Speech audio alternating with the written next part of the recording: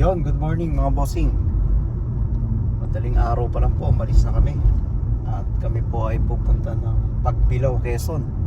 Mga bossing, oras po mag-alas 4 po na umaga. Yan, pa-inlex na po kami.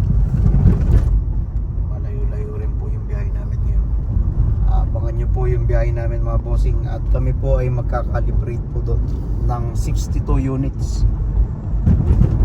Abangan nyo kami mga bossing. Yun mga bossing, nasa San Pablo City na kami. Yan boss, oh. Tingnan nyo yung SM.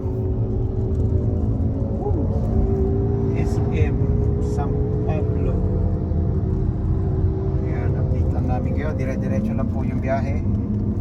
Hindi pa kami nag-aalmusal. Hanap lang kami ng pwedeng kainan. Update namin uli kayo mga bossing.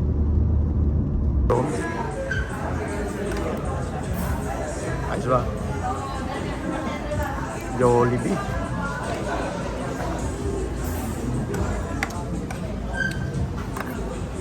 Tolomi.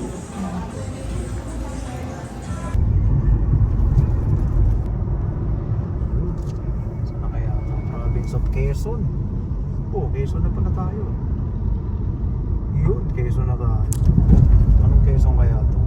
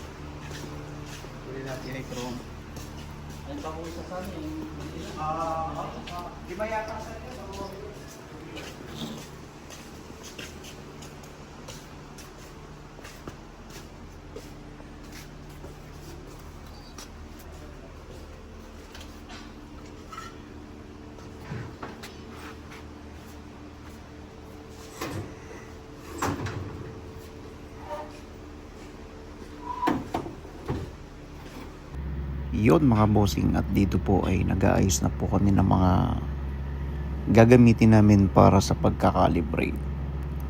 So napakarami pong unit ito. 62 units po ang amin pong ikakalibrate mga bossing.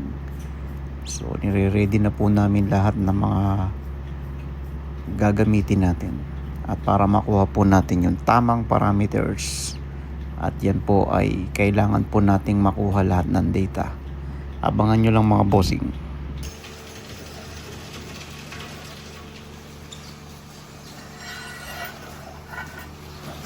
Yun, pwede na yan. Besa naman. Kunin mo na nga rin yung center. Sir, anong process to? TIG o saan yung ginagamit? Parehas.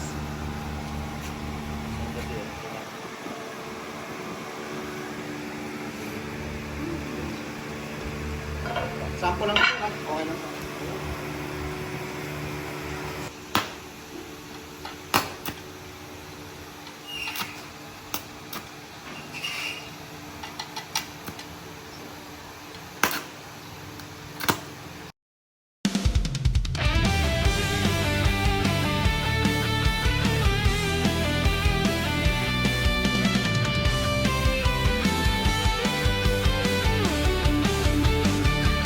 Sama kailan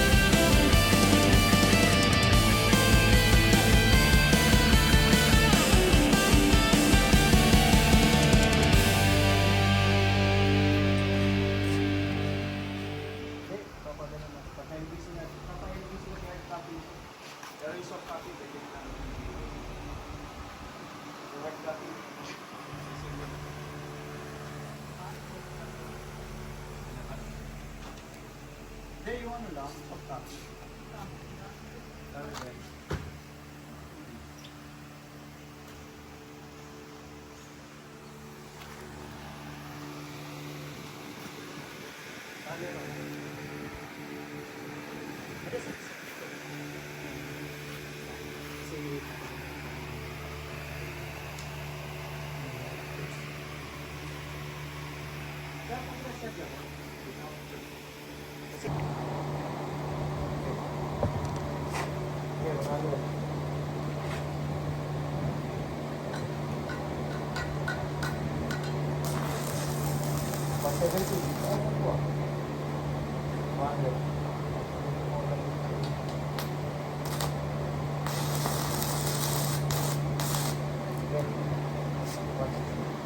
Ilan?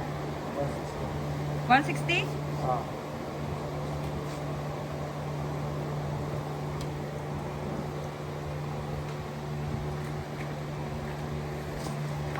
Gagawin mo mga sticker? Sige. Hindi, lagay mo na doon sa likod. Dito sa unahan. Oo. Sige, pag ganun lang, forward. Joke ka. Oh, yan na. Huwag mo nang gagalawin ah. Suot yan. Ayun eh.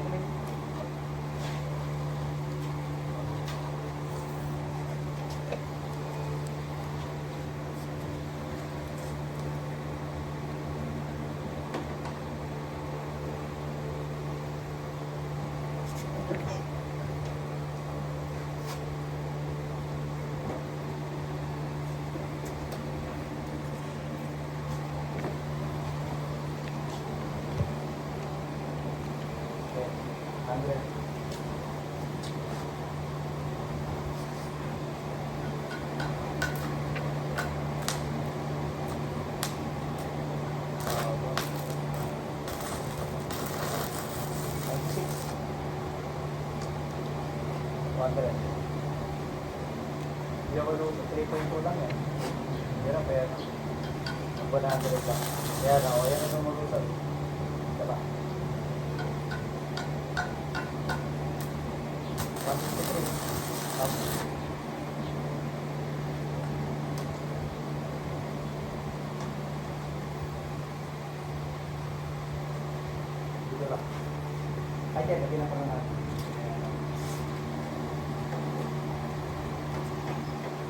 Sa.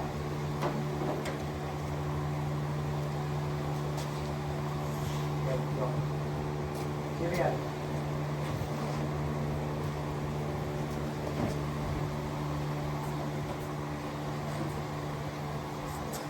Sino yan? Sino yan?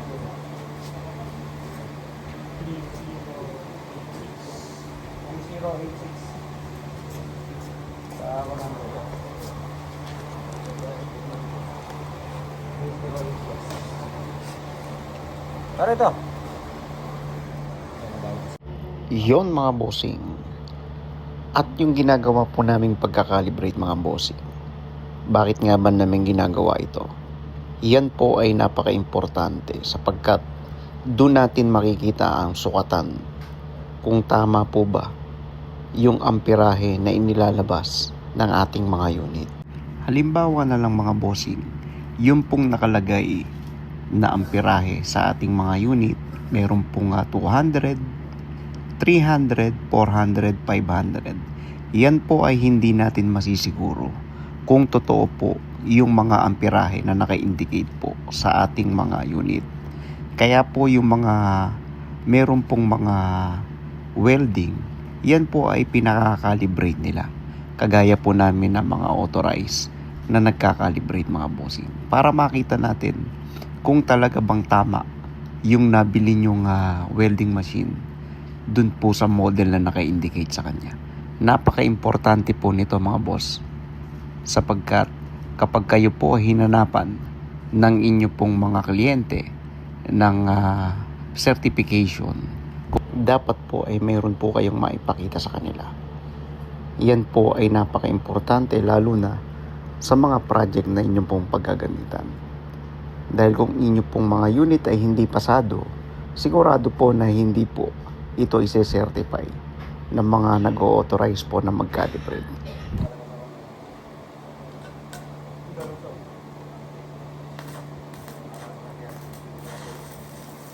100. 100, 100. Oo. Agad.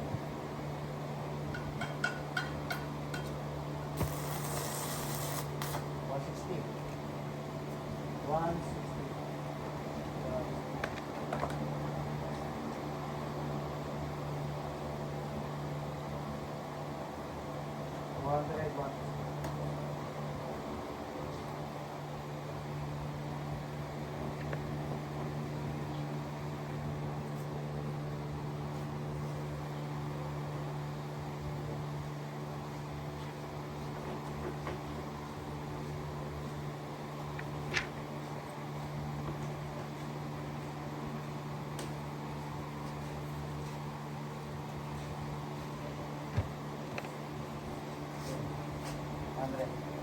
Serial. Kaya. Ito tapo. 2916. 2916. Wala ba yun? Hindi na.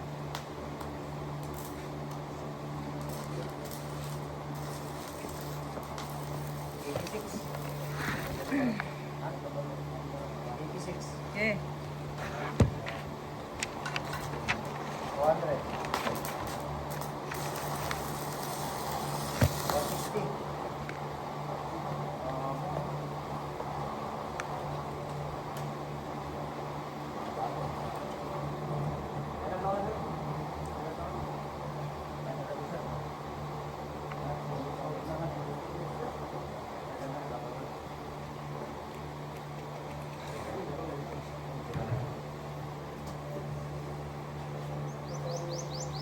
Ayan, alam na natin.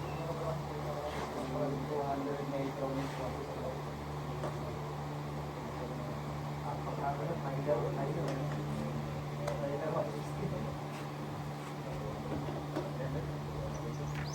Yung tig yun lang sir ang tama. Yung tig 160 lang. Pero puro naman ang ano. Oo. Yes, sir. Kasi up to ano naman siya, 160. Eh, sa 3.2, 120 lang. Ito niya. Kaya okay naman siya. Magkakay ko kasi nalita to sir. Sabi ko na 100, ano na ito ba? Serial 2459. Okay.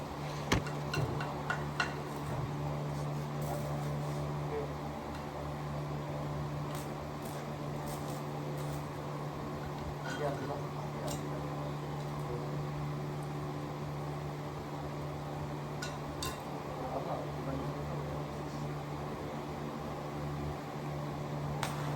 Ayan, babawi yun.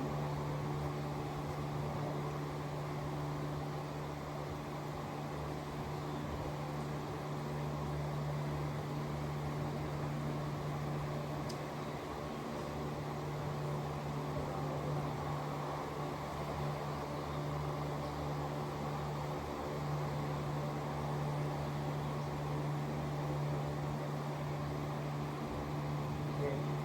Okay na.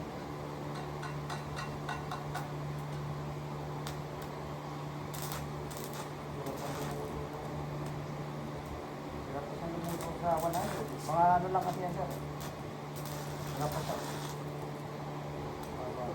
70 may yun lang. Isa pa. 70 plus. 70. Okay na yun. Hindi magulusap. 100. Yan lang siya lulusap eh. Ito 100 plus yan. Oh, mababa ito. Parang sa kanina. 130 po. Yan medyo yun. 2.5 pa lang yan. 2.5. Kaya pag mga 130, hindi ko sagad nila ganito. Depende na lang eh. Dalawa pa lang inaano ko na ganito. 130 lang tayo. Ay, 160, 130 po. Ang 200, dalawa pa lang tayo. Yung sa kanila na pinakita ko na makalawa. Dalawa pa lang na yung natin talaga yung sa ganito. Pero yung iba hindi naman kasi almost 170 na sila sa gabi. Ano na yun? So, mag-moving na sa radio. Hindi naman na ganyan sinasabi. Kaya tinan niya siya, yung iba, naka-ano lang. Karaniwan siya, nakagitna lang yung gamit ng welder. Karaniwan siya. Nakagitna. 1240. Doon lang sila nakabase lang.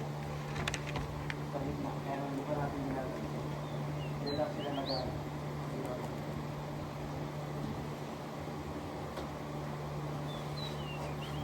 Wala na dito.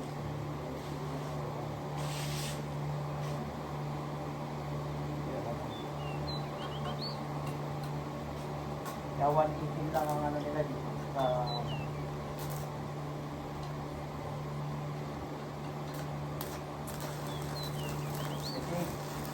Ilan? 78.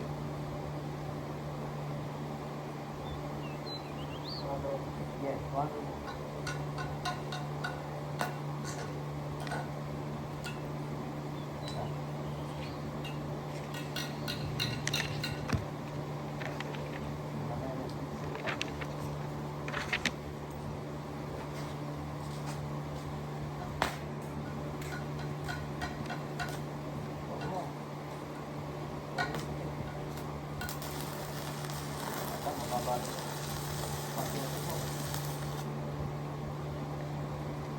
Try mo yung 3.1. 3.2. Ayan, ayan. Sabay. Tingnan natin busa. Hiram mo naman. 3.2. Sagad yan. Ito yung pinakabababa natin sir. Na unit. 134 yan. Sagad. Sagad yan. Oh, kaya pang note dito dali. Sagad sir. At lalagyan ng note.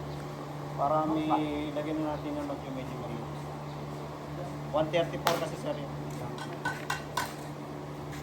Kaya medyo hirap ang ano sa iba eh. Hindi kagaya nung iba, 164 yung nakuha natin. Ito, 134. Pero okay dyan. Sagad nga lang. Kumbaga yung 3.2 mo. Yan na yun. 3.2 natin. Kaya naman yan. Kaya tininan ko lang, baka mamaya kasi bitin yung 134 na ito, yung sagad na. Kaya diba sir, no? So naman.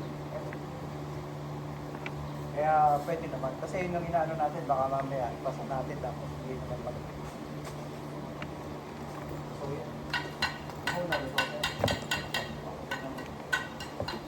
Okay, baka mamaya.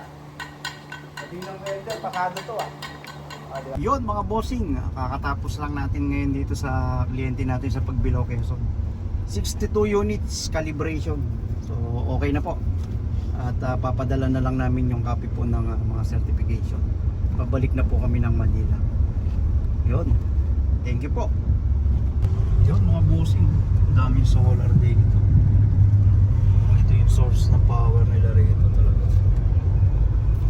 Dami. Pagbilao, Quezon po ito mga bossing.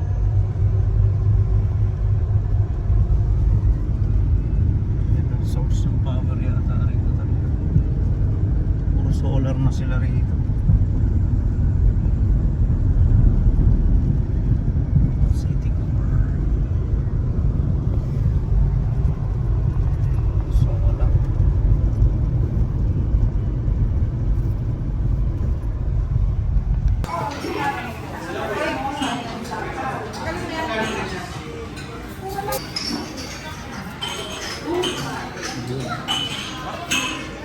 I-focus mo sa mukha niya.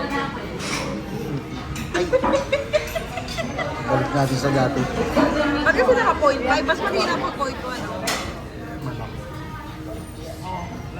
Masyadong tutok ba?